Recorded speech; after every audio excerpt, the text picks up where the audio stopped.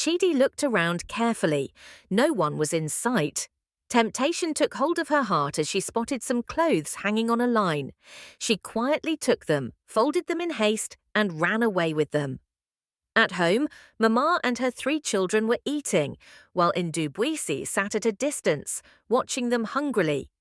Moments later, Chidi walked in carrying a bag. When Mama asked what was inside, Chidi claimed that someone had bought the clothes for her. Mama's 3 children were all disabled. One was blind, another mentally unstable. Obinna, Mama's only son, noticed how hungry Ndubuisi looked, and out of kindness decided to give her a plate of food. But his mother and sister warned him not to. Obinna tried to defend Ndubuisi, reminding them that she did all the chores in the house, yet was never allowed to eat. Mama snapped back, saying that it was because of Ndubuisi's late mother's sin. Her mother had been the second wife, and Mama still believed that she was the one who killed her husband. Meanwhile, Marzi was showing a piece of land to his son, telling him that when he died, the land would be his inheritance. But as they spoke, Ook appeared, shouting that Marzi was trespassing on his land.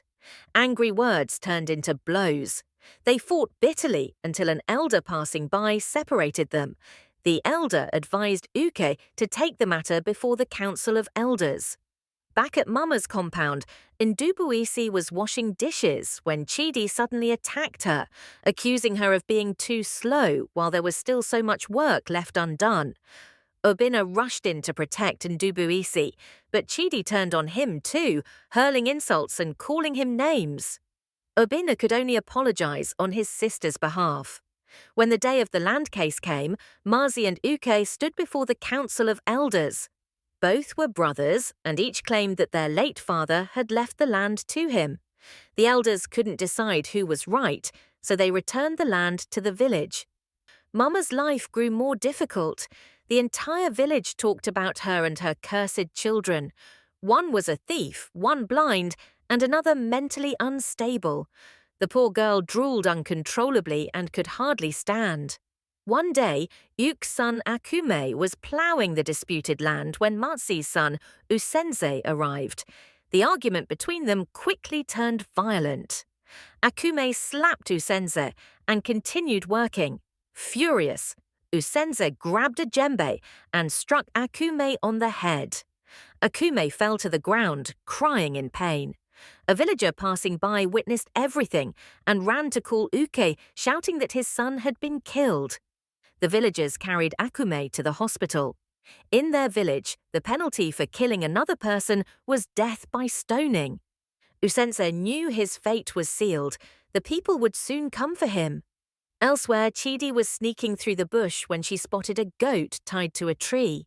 She looked around, saw no one, and quickly untied it. But the owner was hiding nearby and caught her in the act. She called the villagers who came running, beating Chidi as they dragged her home.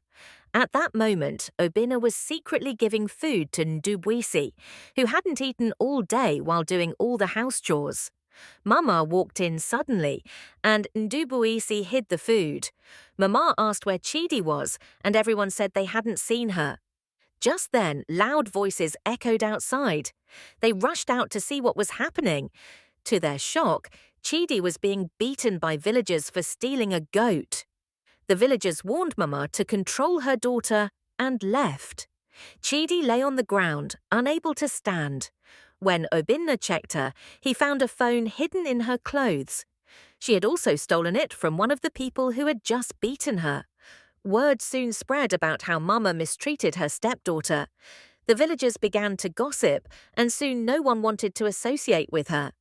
Meanwhile, Usenza was lucky. Akume didn't die from the attack, and both young men were given a second chance. Realizing how wrong he had been, Usenza went to apologize to his cousin.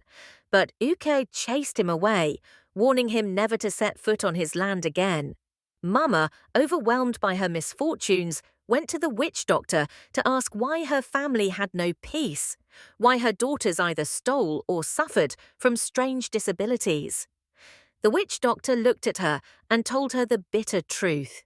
She was the one who had destroyed her own family, and until she changed her ways and did good, her family would never know peace. Days later, Obinna took Ndubuisi to the market to buy food. When Mama found out, she became furious. How could Ndubuisi go to the market when her chores were not finished? In her rage, she beat Ndubuisi and Chidi joined in, both of them hitting her mercilessly. Time passed, and one day, Ndubuisi was crawling weakly through the village when the Mother of Peace appeared before her. She looked upon the poor girl with pity and sorrow, wishing she could help her, then disappeared just as mysteriously as she came. Obinna continued to care for Ndubuisi, taking her to the market, walking beside her, and buying her small things to eat.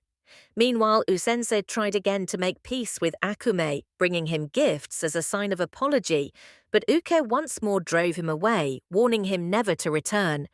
Chidi, on the other hand, tried to change her appearance. She took a bath, applied makeup, and stepped out looking beautiful. She decided to take a walk around the village, but fate caught up with her.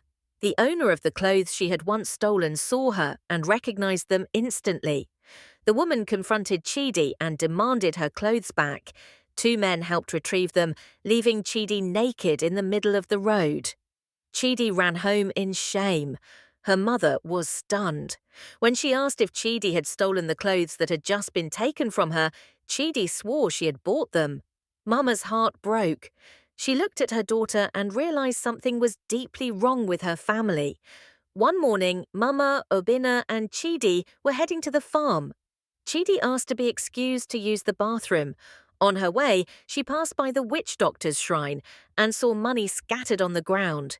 She bent to pick it up, but suddenly her hands froze and she couldn't move. The witch doctor returned and found her stuck. He called the villagers to come and witness what would happen to a thief who dared to steal from the gods.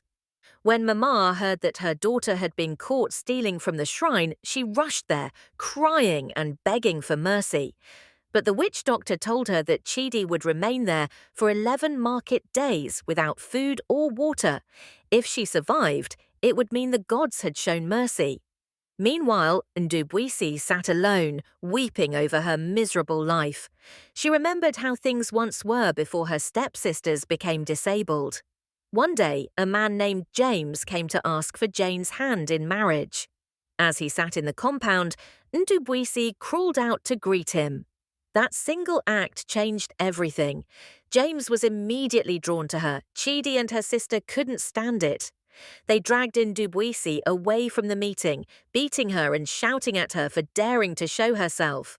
Later, when Jane tried to hold James's hand, he pulled away. His heart was no longer with her. Thanks for watching. Wait for part 2.